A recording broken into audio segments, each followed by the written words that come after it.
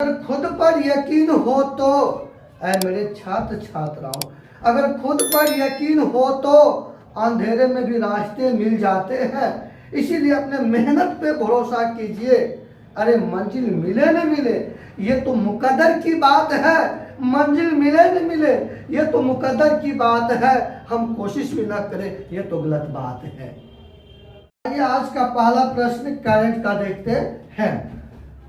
Time पत्रिका के person of the year पुरस्कार किसे दिया गया 2022 का? आइए इसका आंसर देखते हैं।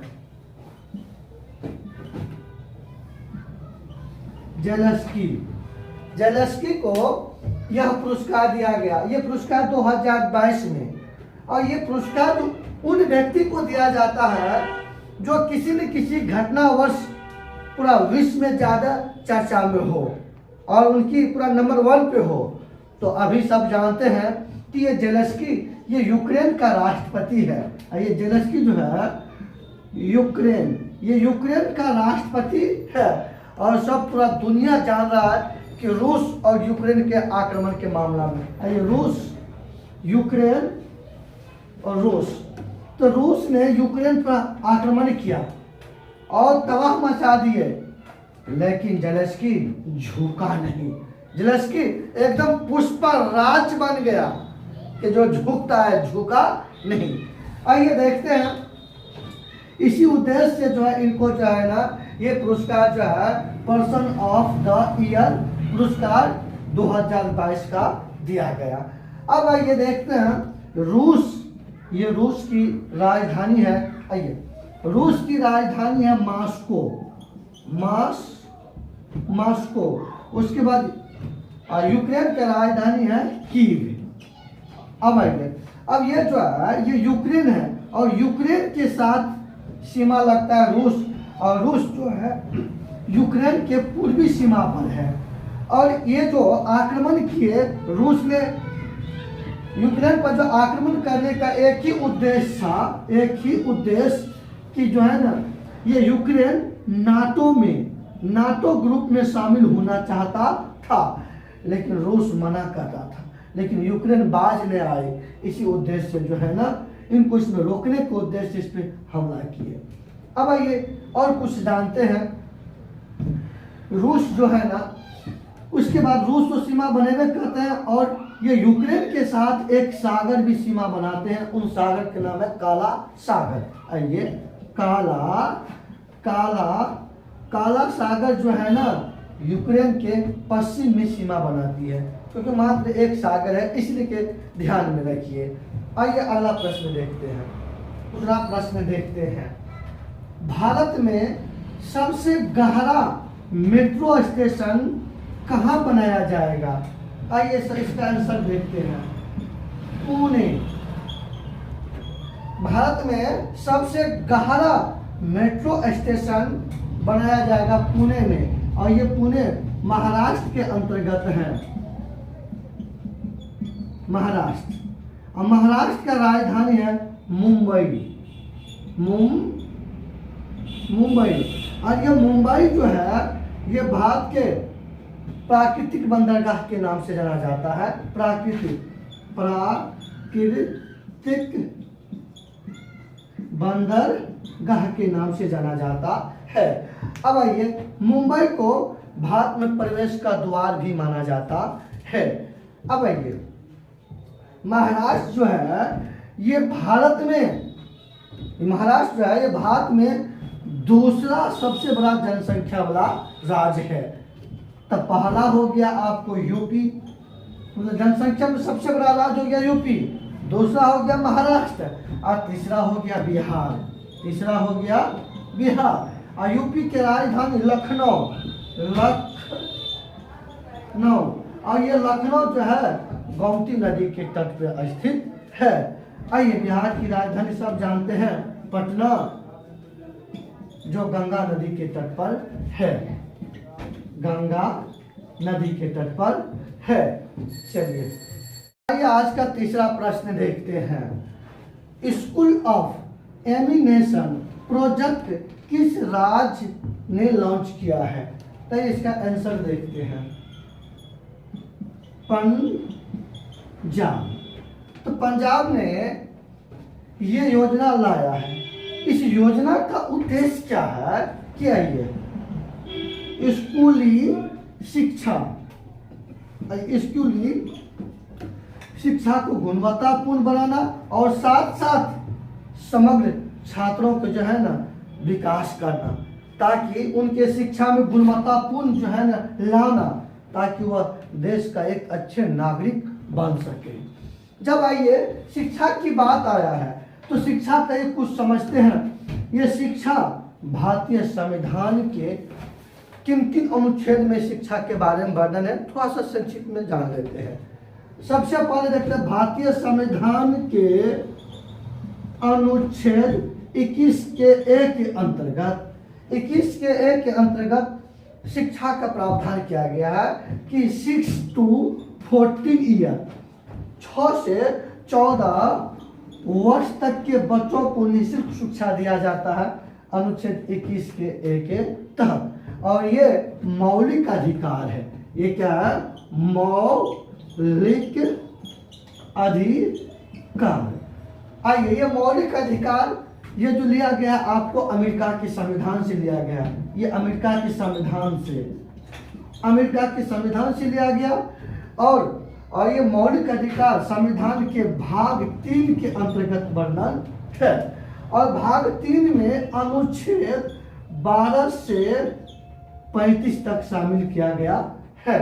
और प्रारंभ में 7 प्रकार के मौलिक अधिकार थी, जबकि वर्तमान में 6 प्रकार के मौलिक अधिकार है। ये तो ये हो गया। एक अनुच्छेद और है, अनुच्छेद 51 के क के अंतर्गत भी 6 से 14 वर्ष तक के बच्चों को जो है ना निःशुल्क शिक्षा का प्रावधान किया गया। वो आ जाता है राज्य के नीति निर्देशक सिद्धांत के अंतर्गत। अब आइए आगे देखते हैं, अनुच्छेद 350 के क के अंतर्गत भी प्राथमिक भाषाओं में बच्चों को शिक्षा का प्रावधान किया गया है। ये सब मतलब संविधान के अनुच्छेद के अंतर्गत शिक्षा के अधिकार के बारे में वर्णन किया गया है। आइए पंजाब की बात आया है तो ये पंजाब के राजधानी सबसे पहले देखते हैं। इनकी राजधानी चंडीगढ़ है, चंडीगढ़। और चंडीगढ़ एक केंद्र शासित प्रदेश है। और चंडीगढ़ वर्तमान में 2 राज्य की राजधानी है, एक तो पंजाब और दूसरा हो गया हरियाणा। हरियाणा की भी राजधानी है, जबकि ये खुद जो है ना आपको केंद्र शासित प्रदेश है। आप लोग इससे पहले एक बात और मैं चर्चा कर देना चाहता हूँ कि हरनाथ कौर संधू ये चंडीगढ़ की है, जो भारत की जो है ना 3री विश्व सुंदरी है। आज का चौथा प्रश्न देखते हैं। हाल ही में किस पार्टी को राष्ट्रीय पार्टी का दर्जा दिया गया? आइए इसका आंसर देखते हैं। आम आदमी पार्टी। आम आदमी पार्टी को हाल ही में ये पार्टी राष्ट्रीय स्तर का पार्टी बन गया है, क्योंकि हाल ही में अभी गुजरात में चुनाव संपन्न हुआ। क्योंकि हाल ही में जो है गुजरात में चुनाव संपन्न हुआ है और वहाँ पे बीजेपी की सरकार बने हैं। वहाँ जो बीजेपी की सरकार बने हैं, लेकिन यहाँ पे जो है गुजरात के विधानसभा चुनाव में आम आदमी पार्टी को 5 सीट प्राप्त हुआ और 5 सीट में इसको 12% मत प्राप्त हुआ। मतलब इस 5 सीट से, और ये 5 सीट में मतलब इस गुजरात की विधानसभा चुनाव में 5 सीट के जीत की वजह से ये राष्ट्रीय पार्टी की दर्जा मिल गया। क्यों कि इससे पहले ये जो है मात्र 3 राज्य में ही चुनाव लड़ सकता था। अब ये भारत के किसी भी राज्य में चुनाव लड़ सकते हैं। अब ये राष्ट्रीय स्तर का पार्टी बन गया। अब सबसे पहले देखते हैं कि मतलब पार्टी की दर्जा देता कौन है। तो सबसे पहले उसके बारे में देखेंगे चुनाव आयोग। तो चुनाव आयोग जो है इनका कार्य होता है किसी भी पार्टी को मान्यता देना, किसी भी पार्टी की कौन सा चिन्ह होगा, क्या प्रावधान होगा, वो सारा चीज करता है चुनाव आयोग। और चुनाव आयोग का गठन हुआ आपको 25 जनवरी 1950 ईस्वी को। और चुनाव आयोग का प्रावधान किया गया संविधान के भाग 15, इसके अंतर्गत अनुच्छेद 324 से 329 के अंतर्गत प्रावधान किया गया है। आज का आखिरी और 5वां सवाल देखते हैं। न्यूजीलैंड के 41वें प्रधानमंत्री कौन बने हैं? आइए इसका आंसर देखते हैं। Chris Hipkins. क्रिस हिपकिंस ये जो है आपको न्यूजीलैंड के 41वें प्रधानमंत्री बने हैं। अब आइए जब न्यूजीलैंड के थोड़ा सा राजधानी देख लेते हैं। राजधानी वेलिंगटन। वेलिंगटन इनकी राजधानी है। अब इसका मुद्रा देखिए, इनका मुद्रा मतलब करेंसी डॉलर है। आइए जब प्रधानमंत्री का बात आए तो कुछ और जानते हैं। विश्व में सबसे पहली बार वो प्रथम कौन सा महिला है कि प्रधानमंत्री बनी? आइए तो विश्व का आइए, उसका नाम एस भंडारे नायके श्रीलंका। एस भंडारे नायके श्रीलंका ये विश्व की प्रथम महिला है जो प्रधानमंत्री बने, वो श्रीलंका के बने। अब आइए देखते हैं कि अपना इंडिया भारत के प्रथम प्रधानमंत्री JL नेहरू। पंडित जवाहरलाल नेहरू। जबकि वर्तमान में भारत के प्रधानमंत्री हैं नरेंद्र मोदी। लेकिन भारत के प्रथम महिला प्रधानमंत्री श्रीमती इंदिरा गांधी जी। आइए श्रीमती इंदिरा गांधी ये भारत के प्रथम महिला प्रधानमंत्री मात्र एक बार ये बनी। मात्र ये पहली महिला है कि जो अभी तक ये पहली महिला है कि जो प्रधानमंत्री बने। इसके बाद कोई महिला अभी तक प्रधानमंत्री नहीं बने हैं। अब आइए कुछ और बात जानते हैं कि वर्तमान में लोकसभा भारत के लोकसभा का स्पीकर मतलब अध्यक्ष ओम बिरला है। ओम बिरला है। आज का सेशन यही समाप्त होता है और आप लोग हमारी वीडियो से संतुष्ट है, अच्छा लग रहा है तो आप कमेंट जरूर कीजिए, लाइक भी करिए, सब्सक्राइब भी करिए, शेयर भी कीजिए। जय हिंद।